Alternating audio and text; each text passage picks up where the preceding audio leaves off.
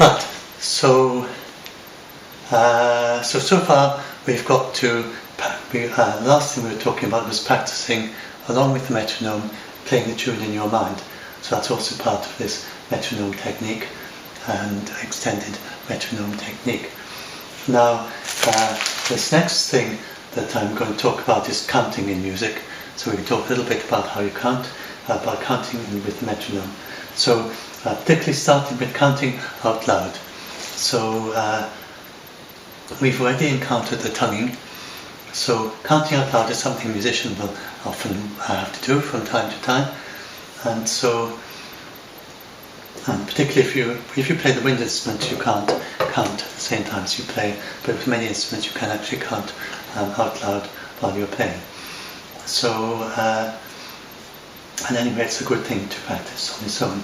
So now it's very similar to tonguing, practicing counting out loud. The only thing that's slightly different is we have more than one consonant involved. So in English you have the 1, 2, 3 and 4. And I think it would be natural that the counting is with the beginning of the consonant. So it's 1, 2, 3, 4. It's not 1, 2, 3, 4. It's not like that. So we are aligning the metronome click with the consonant.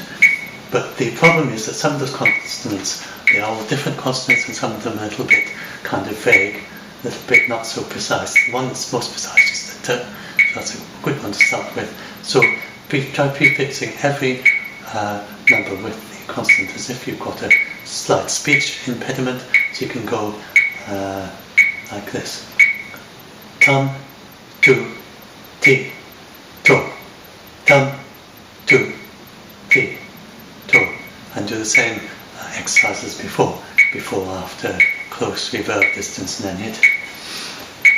And then do all the different consonants. You go in the same way. You can go 1, 2, 3, 4. Sorry, 1, woo, we, wo, thun, tu, three, do, fun, fu, pi, 4. So you can try each consonant individually, and then once you practice those all, then you can do 1, 2, 3, 4. 1, 2, 3, 4. And then you will have a very precise, you can count in extremely precise fashion, in the same precision that we've had with everything else. And it's not that you're always going to be counting these regular beats like that. It's more just to have the precision of the timing in the way you count. So sometimes you'll be counting somewhat more irregular beats than those ones, but you still have the same precision. Indeed, you can do the same thing you've been doing before. We'll be coming to exercise later on like that. You can apply them to everything. So that's counting out loud. You also have counting in your mind, and that's a little bit tricky because different people count in different ways. And the great physicist Richard Feynman, and he, as well as being a great physicist, like a Nobel Prize-winning physicist, he was also a keen bongo player. And so anyway, when he was when he was at college, he did these experiments in counting, but he was just interested in what you could do at the same time as counting. And I'll put a video link to this. It's an entertaining talk that he talks about this. But he was looking at what you can do at the same time as you count, which doesn't interrupt with the counting. And he found that there are certain things that he could do and that other people couldn't do. So for instance, it would be like, for instance, where you can count while you're reading a book or something like that. And some people can do some things while they're counting, and some people can do other things while they're counting. And it was quite mysterious to him. He couldn't imagine how these other people could do these things while counting at the same time. And they couldn't imagine how he could do what he did without interrupting the counting. And what he turned up is that there are actually different ways that people do count in their mind. So some people count in sounds, and some people count in vision, and they visualize the numbers. And so if you're counting along with music, you may be doing either of those, and you may be just flashing on the sound of the number, or you may be flashing on the vision of the number, or you may be flashing on a position of a conductor's baton or something like that. So I just to point out that there are these different ways of counting, and also counting in sound is perhaps in some ways maybe the most difficult to do at the same time as you're playing, and so maybe a little flash on the vision of it might help some musicians, I don't know, or just flashing on the sound without actually having the full sound. But anyway, so counting in your mind, that is also something that you may practice with a metronome. So whatever it is that you do, you can either visualize or the sound, and just try doing it in your mind along with the metronome.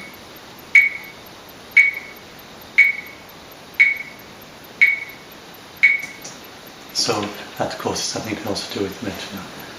So anyway, so we're gradually working towards internalizing this internalizing metronome rhythm. So I want to talk a little bit now about methods of internalizing it. So this particular method that Max Santiago particularly goes into a lot of detail in his book, is the setting the metronome to go silent. So I've got this go silent briefly option in Bart's metronome. So if you have Bart's metronome, and this is in the free taster as well, you have this play and then go silent. So you can set it, you set the number of bars to play, so set that to 3 instead of 2, and then so it'll go 3 bars, play, and then play go silent for 2. And let's set that to 5, that's quite a long time playing. So this is what you do, is you play along in the pocket with the metronome. So, as we've been doing before, play fast in the pocket as well as you possibly can.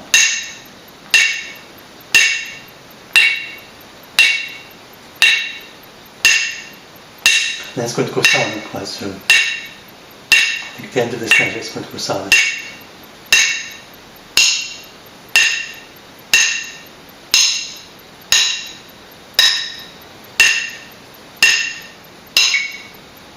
Now it's a little bit up, but not too bad. So then, as you see, the objective is when you come back, you want to be still in the pocket with the metronome. So this is something that you can gradually practice, and then having managed it with 2 measures, then you do it and playing in the pocket, very much in the pocket before you come to the silence really helps with that. And as you go through the silence, you can hear. One thing you can do is you can think about, you hear the metronome click still going on, and that gives you a little bit of extra support to keep going at the same steady tempo until it comes back again. And this is to do with internalizing this very precise time sense from the metronome.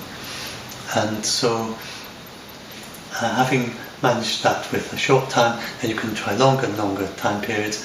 And if you set this to say 100 measures, and you come back, and it might be that your objective would to start with is just you want to be playing the same beat in the bar as the metronome is, so that after 100 measures, and you come back and you're still playing the first beat out of 4/4 when the metronome comes back.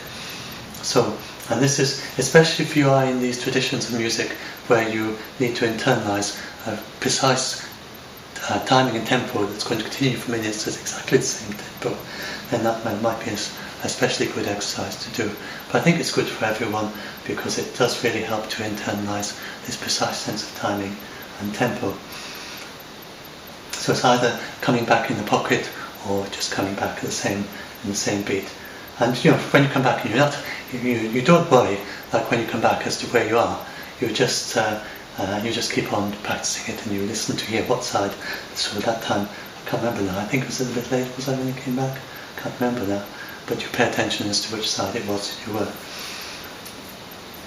And just one thing to say, that I'm an intermediate level musician. If this is really easy stuff, and there's never any of this, none of this is difficult. So if just then we had a little glitch and I didn't come quite in the pocket, although usually I do a bit better than that, then it is a really easy exercise. Don't feel it is difficult because I make it seem difficult, and if it seems easy, then that's because it really is easy. And I'm sure many of you will take this way, way beyond whatever I can do. So, so that's to do with the internalizing. I think that's the main thing I want to talk about here. You'll find a lot more on all this in these books on metronome technique.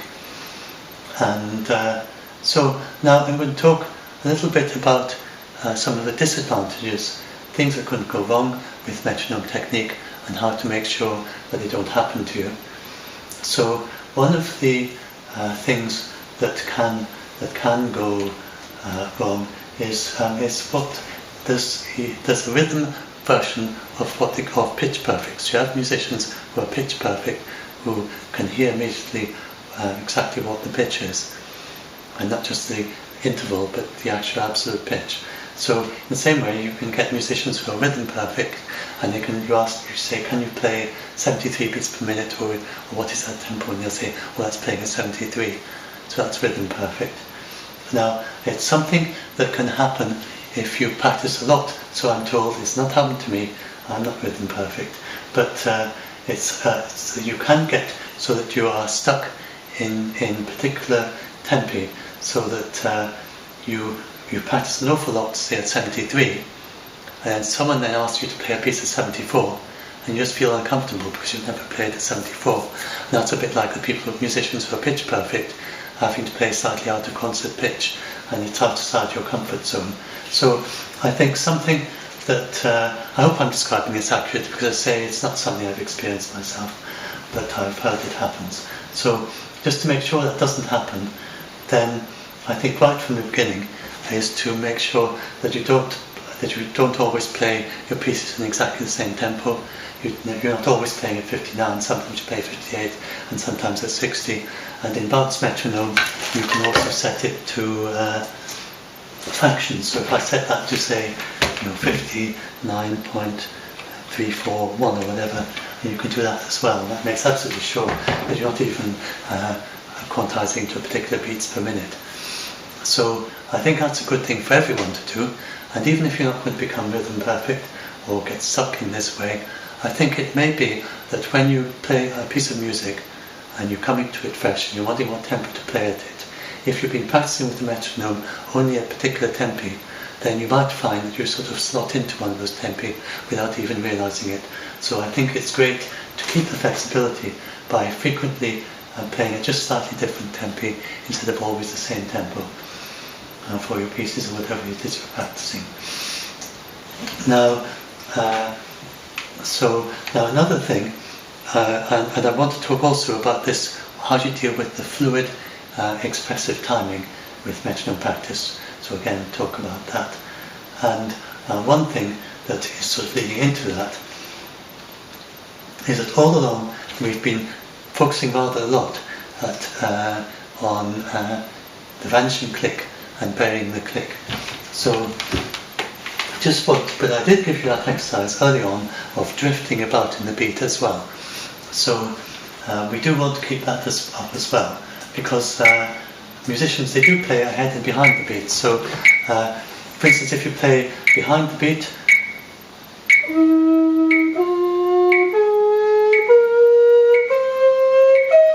it has a very relaxed feel to it. And if you play ahead of the beat, it has a more exciting feel to it. Well, it's going silent. Go silent briefly.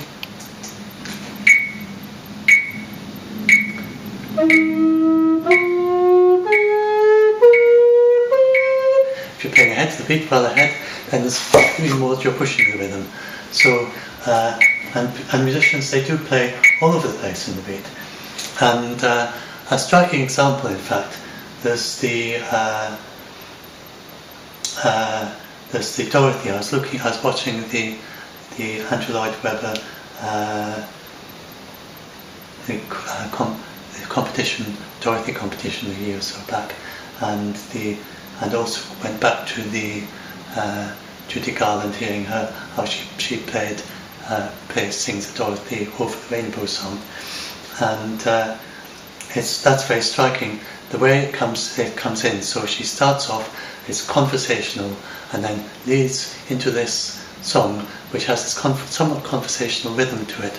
And although it's a song and it's playing a melody line, but the way it tends to be sung is very kind of conversational aspect to it. So if you listen to how it's done, then they do play all over the place relative to the beat. And it sounds just great. So sometimes at the head and sometimes at the behind, it's strikingly drifting away from the beat. And yet most people listening to that, and it's noted for a wonderful sense of rhythm. So if you have this wonderful sense of rhythm, but it can involve a lot of moving about, and you don't want to find yourself stuck to playing on the beat, because that's playing like a robot really, if you're always playing exactly on the beat. And so, in fact, if you're doing computer music, then it's one of the things you have to work with is any way to make it sound a little bit more realistic, because of the way that's the way computers play music. So this is something that we want to make sure that we're continually working on, is to let yourself be moving around in the beat. So we've already done this, so it's the just make sure you're always doing this, that you get used to playing different places in the beat. You've already done. At any point you can do one side or the other. So you don't give up on this once you've learned to play in the pocket. And you also have the drifting, gradually drifting, so you go. Let's go ahead this time. You ready? Go ahead. Faster and closer again.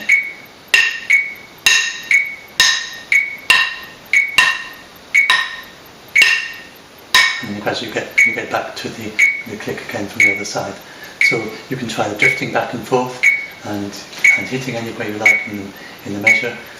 And another thing is quite fun is to, also it's a bit difficult, is to play individual beats in the measure, vary the position. So you might, for instance, play all the beats in the pocket except the third beat. You can play that early, for instance.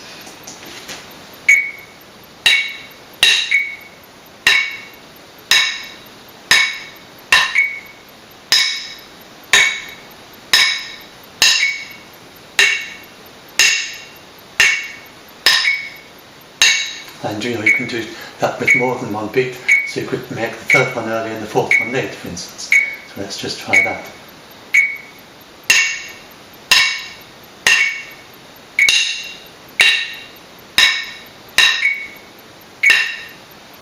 And it can be a little bit of a challenge to hit exactly after that. So these are various things you can do, and you just suddenly want the feeling that you can move any of the beats, any of your timing, anywhere you like in the measure.